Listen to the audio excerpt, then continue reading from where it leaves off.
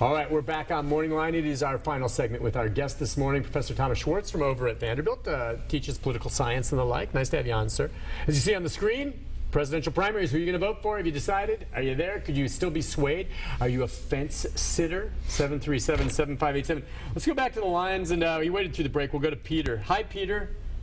Hello, Nick. Hello, Peter. What's on your mind? I just have a comment. You know, of course, I'll preface that by saying I'm a Trump supporter. Okay.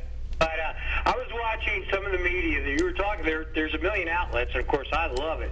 But they had all the Republican candidates having their rallies this weekend, and I was amazed watching the Governor Kasich's rally. He had about 20 people there, and behind him were sitting his wife and his daughter, and they were both half asleep with glazed over looks.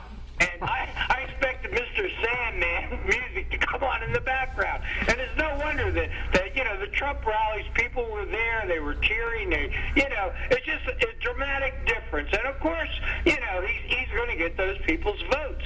Kasich may be cerebral, but he is certainly not a speaker.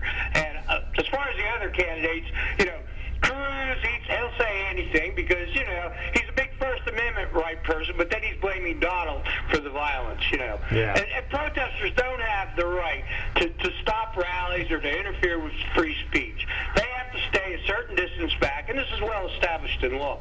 So, but anyway, that was my comment, Nick. Thanks for the show today. It's been entertaining. Appreciate your call. Yeah, well, there's a long-standing history. The protests, and I don't have a problem with you having a rally and having a protester removed, okay? I mean, that's structured. It should be set up that way. And the problem is if the protester instigates it, and some of these protesters may have, then they need to be dealt with more physically if they have to be taken down. But the problem is, again, and it's the one that we keep seeing over and over again, and a few others, where the guy's just waiting and then just boom. And that I think even you would agree, Peter, is wrong to go to that degree. But is anyone saying it's wrong for a protester who's interrupting a rally to be removed? I don't think that's the case. No. I think people are fine with the idea that if a protester interrupts, they could be removed. I think the real problem is that Trump's rhetoric often encourages much tougher positions toward the protesters, and that's contributed to sort of a dynamic in which more protesters then come, and then you get more violence. Are his rallies, depending on where they are, I mean, are they private events? Typically, some of them, can they be? I thought some of them were private, and he certainly is able to. He hasn't done many private.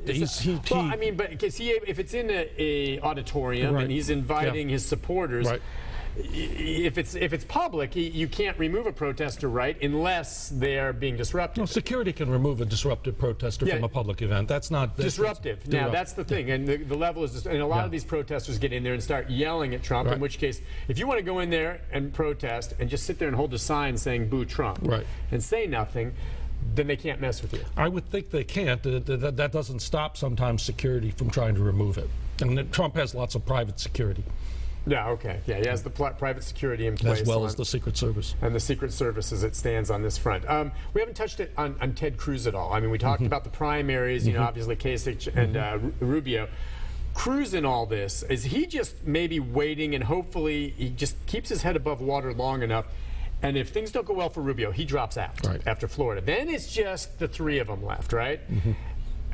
How does that work for Cruz? Cruz has a much better organization around the country than Kasich, and in that sense, he's really in the position to become the alternative to Trump, and he's going to hope, I think, that he can pick up enough delegates, for example, tomorrow, and then stay in the race long enough to make it a two-man race, and to be in a situation where he's debating Trump one-on-one. And both of them have talked about wanting this. It'll be interesting. Cruz has his own problems with the public appeal, but he has a solid base. And a lot of conservatives are coming around to supporting him. The National Review magazine endorsed him recently, so they've come to accept him as the alternative to Trump. And it is interesting that the establishment, if you will, and maybe if you had asked them earlier, their preferred would have been Rubio, because, you know, in general, you hear, even though he's got one endorsement, I think, from a senator, his colleagues hate him, is what I've heard. They don't care for Cruz. For whatever reason, fair or not fair, maybe Cruz just speaks his mind and they don't like that. Good for him. But they don't like him, and I'm not sure he was the choice that the establishment wanted, but that may be what they have to deal with. He's the only right. viable option. The others, maybe not, right? That's right. He was a very disruptive senator, and he basically tried to stop various things in the Senate. He carried out a filibuster on his own. He's not been interested in working with the other Republicans, and so they don't like him, but they may have to accept him. Let's go next to Tony. Hi, Tony. Hello, how you doing? Good. Go ahead, Tony. Yeah, I wanted to make a point that I'm a black man and I support Donald Trump. And the Democrats, to me, are nothing but slave masters. And to blame Donald Trump for what he said for other people's actions is no more right to do that. Nobody's blaming that film was caused the trouble over in the East. But now everything Donald Trump says, they want to take it around and use it against him, and I don't think that's right. What is it that you like about Donald Trump? What made you decide to vote for him? Because he speaks the truth. You like the fact that he's straight shooting? Everything that he says, he's coming out and he's being for real. All right, fair enough. That's why I support him. Okay. All right, thank you for your call. I mean, that goes to the heart of it, because I've wondered in terms of the vote other than the white male and female. Right. I mean, what kind of support will he have among African Americans or Hispanics? I've said it before. I really would love to have a Hispanic that supports Trump call in. Right. Because, and I know there are that do, but it boggles my mind. After the things he said, if you're Hispanic, I'm sorry, I want to hear why you would support him. As for African Americans, well, what's interesting is, the caller mentions that he speaks the truth, but what truth? I mean, Trump's changed his position so frequently.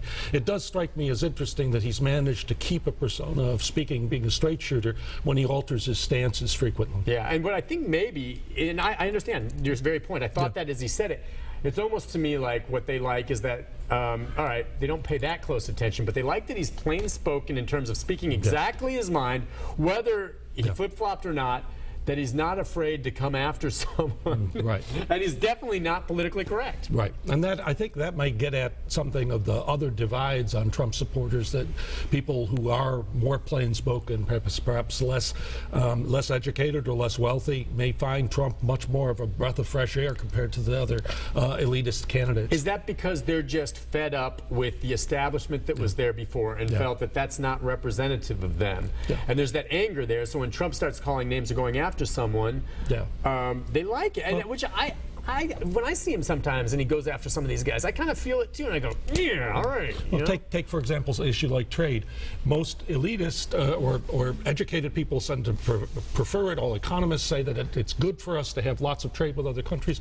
But if you're affected by it, if you lose your job because your job is shipped overseas or because Chinese products undersell it, you're not going to be as sympathetic. So even if there is the rational, educated argument that free trade is good for the country as a whole, if it hits you and it doesn't actually help you, I think there's a much stronger antagonism toward that. All right, where do you think we'll sit as we just wrap things up after tomorrow?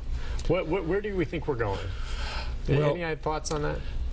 I think it may be. I think what's interesting, and I haven't read a great deal of commentary on this, is what happens if Trump wins Florida and loses Ohio. Okay. He will have a big addition to his delegate count, but he still won't be in commanding position. I think what's going to happen is Rubio will be gone. Kasich, I think it looks like he's going to win in Ohio, so he'll still be around, so it'll be down to a three-man race. But I think we're going to still see the campaign's going to continue, and I think there's still a great deal of uncertainty, and now uncertainty about whether Trump could be acceptable to even Republicans who had said they would support the nominee. And you keep hearing about the possibility, if he ends up getting it, a brokered convention, and the Republicans don't want to do that.